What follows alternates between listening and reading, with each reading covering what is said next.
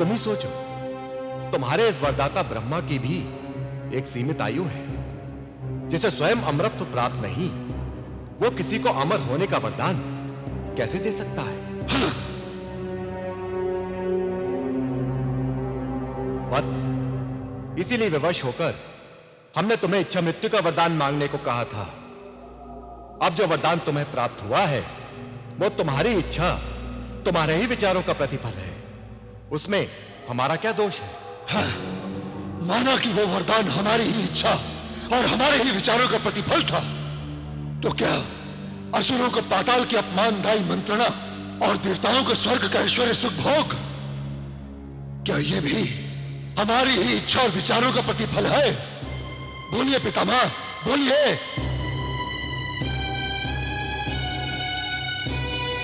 परंपरा तो यही है कि ज्येष्ठ संतान को ही ज्येष्ठ स्थान प्राप्त होना चाहिए, छोटे भ्राताओं को उनका अनुगामी होना चाहिए। फिर ऐसा क्यों है कि कश्यप ऋषि के हम ज्येष्ठ पुत्र पाताल भोगी और दुराचारी महापात के इंद्र स्वर्ग का ऐश्वर्य भोगी? ऐसा न्याय क्यों है पितामह, क्यों? मुझे आपको आज न्यायोचित उत्तर देकर संतुष्ट करना होगा। वत्स महेश, तुम्हारे ये सारे प्रश्न तुम्हारी ही ईर्ष्याग्नि से उत्पन्न हुए हैं, जो निराधार और व्यर्थ है। क्योंकि वर्तमान में तुम स्वयं में तो स्वर्गलोक के सिंहासन के स्वामी हो।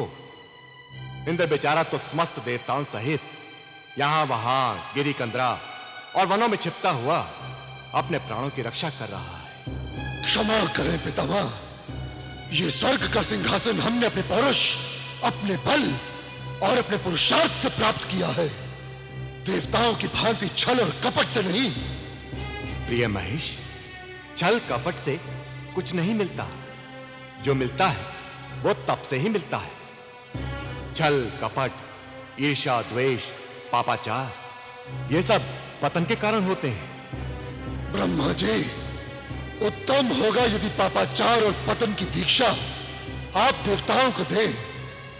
देवराज इंद्र ने छल कपट कर मेरे माता पिता को मारा था, क्या वो पापाचार नहीं था?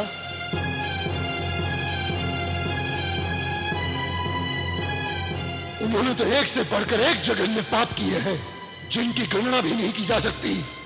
उसके प्रति आपका क्या कथन है?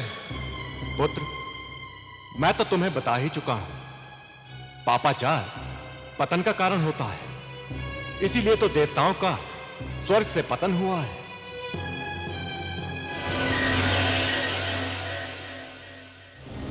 तप्यते स्वाहा, तप्यमानाय स्वाहा, तत्पाय स्वाहा, धर्माय स्वाहा, निष्कृत्येः स्वाहा, प्रायश्चित्तेः स्वाहा, भेषजाय स्वाहा, यमाय स्वाहा, यमाय स्वाहा, भेषजाय स्वाहा, तत्पाय स्वाहा, धर्माय स्वाहा, निष्कृत्येः स्वाहा, प्रायश्चित्तेः स्वाहा, भेषजाय स्वाहा, यमाय स्वाहा।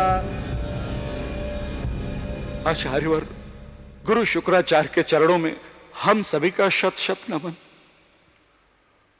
असुर प्रताप पृथ्वी, पाताल, आकाश तीनों लोकों में अटल रहे। अब ये कैसे संभव होगा गुरुदेव? संभव और असंभव की होतव्यता का चक्र, निर्वाण तथा ध्वंस का अदृश्य विधान किसी के अधीन नहीं होता महामंत्री। काल बलयसी, काल ही प्रबल होता है। परंतु गुरुदेव, अनर्थ हो गया। विधाता हम असुरों पर वक्र हो गए। असुर साम्राज्य का सूर्यास्त हो गया गुरुदेव। देखते ही देखते सूर्यास्त हो गया। अब हम असुरों का क्या होगा गुरुदेव? स्वामी, क्या हम सब दीनहीन अनाथ पशुओं की भांति यहाँ वहां वनों में विचरते रहेंगे। आचार्य भाई, आप जैसे सर्वों के संरक्षक के रहते हम अनाथ कैसे हो गए? गुरुदेव, क्या असुर सभ्यता सदा सर्वदा के लिए धरती पर से विदा हो जाएगी?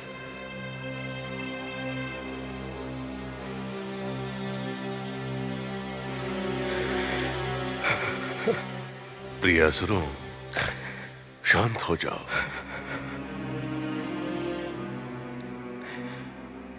आयुष्मानो, तुम्हारे अंतर्दाह की पीड़ा मेरे मन को भी आहत कर रही है, परंतु क्रूर भवितव्य तो सागर में उड़ते ज्वार की भांति है, कभी उड़ता है, कभी गिरता है। पुत्रों, धैर्य ही संकट में वीरों का आभूषण होता है। याद रखना, ब्रह्म का बलिदान व्यर्थ नहीं जाएगा। ब्रह्म का यह बलिदान असुर इतिहास में नया स्वर्णिम द्वार खोलेगा। आज की तुम्हारी ये चीत्कार भविष्य का जय घोष बनेगी। आश्वस्त रहो।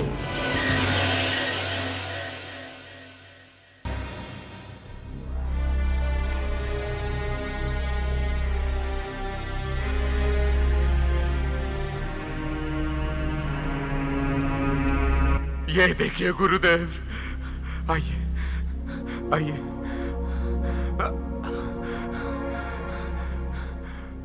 आइए गुरुदेव, देखिए कितना भयंकर दृश्य है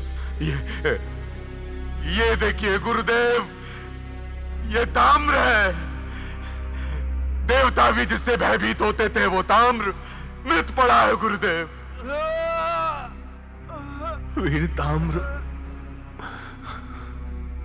गुरुदेव,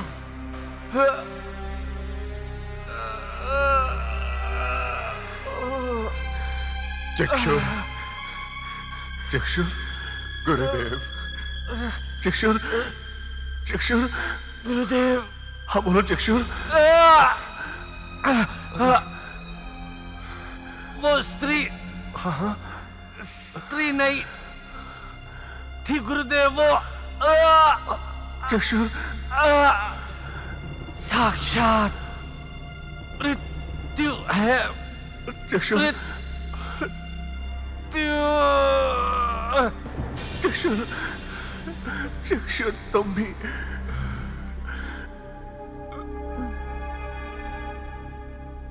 गुरुदेव, रक्त बीज। गुरुदेव, रक्त बीज, गुरुदेव, रक्त बीज, रक्त बीज, ये क्या हो गया?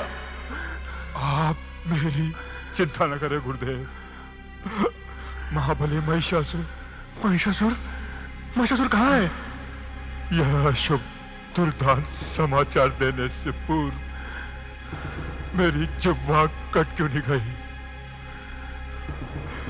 वह अलौकिक मायावी शक्ति है गुरुदेव। उसने त्रिलोक विजयी महिषासुर को जकड़ लिया है। वो विकराल देवी महिषासुर को न जाने कहां घसीट कर ले गई है गुरुदेव।